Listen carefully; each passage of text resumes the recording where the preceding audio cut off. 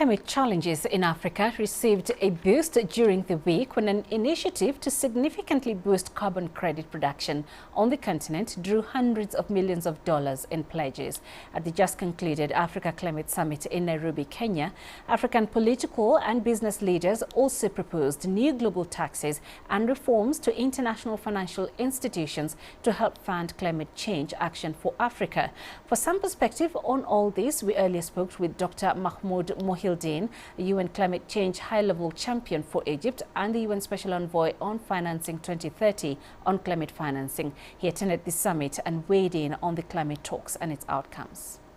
In the declaration and in the statements by heads of state, that issues related to finance, technology and capacity development need to be taken more seriously, especially through partnerships.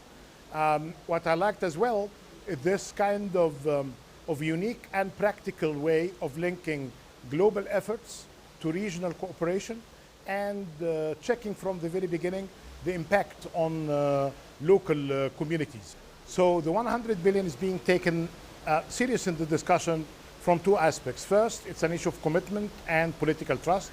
Second, in areas related to leveraging. And I would say third, because everybody's going to be now considering what will be the new figure of the climate finance beyond 2025, when this new figure is going to be discussed, and definitely it will be much more than the 100 billion.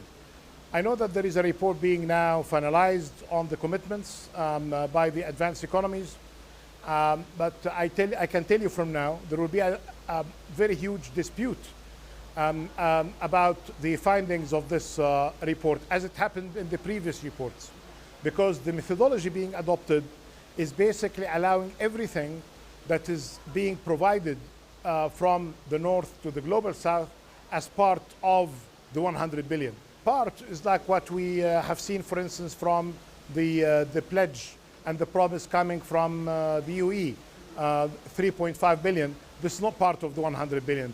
So this is additional finance. And what I like about that offer is coming with an interesting mix, because Africa doesn't need more debt. As you know, what we need is one of two things, or both: more private equity participation and more concessional long-term finance.